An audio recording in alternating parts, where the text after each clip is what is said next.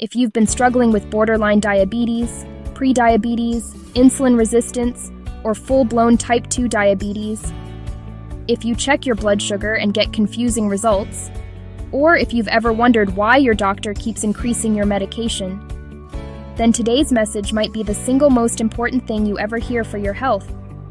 Because for the next few minutes, I'm going to reveal 13 blood sugar mistakes almost everyone makes. The true normal amount of sugar your blood should have. It will shock you. Why diabetes is not caused by too much sugar in your diet, but something deeper. The real reason your liver becomes a sugar factory. Why doctors rarely test for the most important hormone. And finally, how people all over the world are reversing diabetes naturally, 100% scientifically backed. So sit back, relax, and open your mind.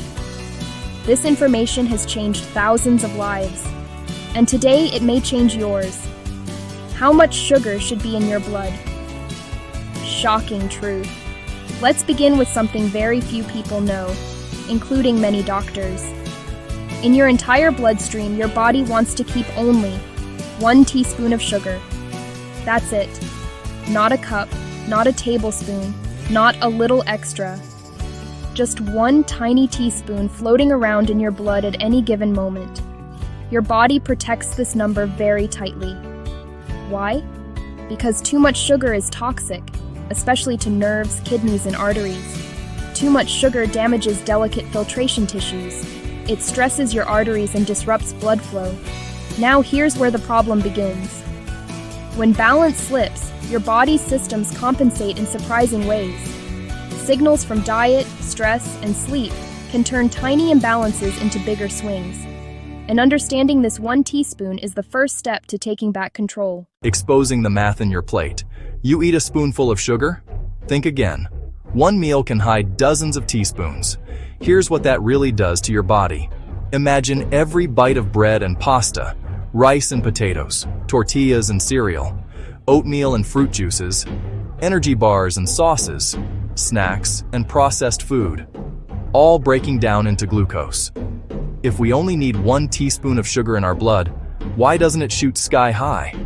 Because your body uses its most powerful hormone, insulin, your internal vacuum cleaner.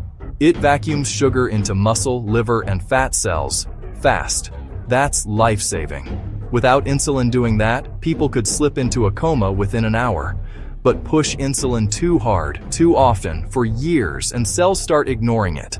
That's insulin resistance. Insulin resistance is not minor.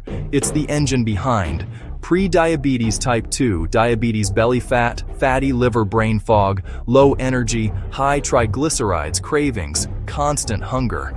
Checking 1 fasting blood sugar won't tell the full story, because your body's response, and how often insulin has to work, causes real damage. So next time you reach for healthy carbs, remember, it's not just sugar on your tongue. It's sugar in your bloodstream, and insulin is doing the heavy lifting. Doctors measure your blood sugar, but they almost never measure your insulin levels. And this is where millions of people get misdiagnosed. Your blood sugar can look normal for 20 to 30 years, while your insulin is 5-10x higher than it should be. Pushing your body toward diabetes, fatty liver, high blood pressure, heart disease, even Alzheimer's. This is why people say, "But I'm not eating that much sugar." Yet their body behaves like it's drowning in sugar. Because the problem isn't sugar, the problem is insulin resistance. Why your liver makes sugar, even when you don't eat any. Here's something that shocks many people. When you're diabetic, 80% of the sugar in your blood is created by your liver, not the food you eat. Your liver turns other things into glucose through a process called gluconeogenesis. Protein, fat, stored glycogen, even amino acids. Why does your liver do this? Because insulin resistance confuses the messages between cells. Your liver becomes convinced you don't have enough sugar, so it creates more and more and more.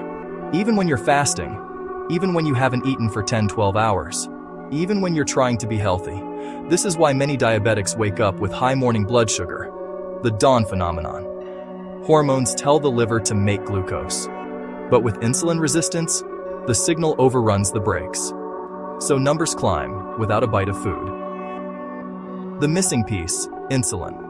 When it runs high for years, it reshapes metabolism long before glucose looks abnormal. Fix the resistance and the signals between cells start to make sense again. Then your liver stops oversupplying sugar you didn't ask for. The 13 blood sugar mistakes people make. From hidden sugars to poor sleep, timing, and stress, most of them aren't obvious. If your glucose looks normal, but you don't feel normal, it's time to look at insulin. In the next video, the 13 mistakes and how to fix them. The 13 blood sugar mistakes people make now. Let's talk about something extremely practical. The biggest mistakes people make when testing blood sugar.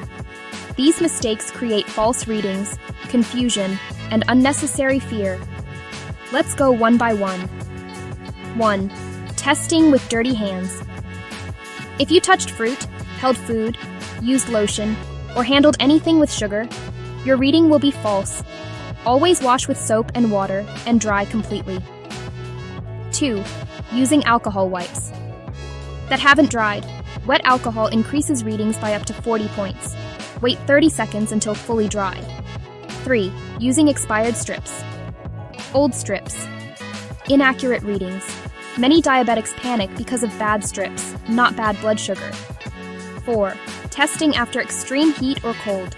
After sauna or cold plunge, readings can jump or drop 30 points. Let your body normalize for 15 minutes. 5. Taking vitamin C or Tylenol before testing. These can artificially increase blood sugar. Test before vitamins and medication. 6. Drinking coffee. Before testing, caffeine boosts adrenaline. Adrenaline boosts glucose. Always test fasting before coffee. 7. Squeezing your finger. Too much pressure mixes blood with interstitial fluid and gives low readings. Let the drop appear naturally. 8. Using different fingers. Each time. Different fingers, different numbers. Use the same 2 fingers for consistency. 9. Comparing continuous glucose monitor. With finger prick CGMs measure interstitial fluid, not blood. They are always slightly delayed. 10. Testing. Too soon. After eating, test 1 to 2 hours after a meal, never immediately. 11. Sleeping on your CGM sensor pressure on the sensor. False low readings.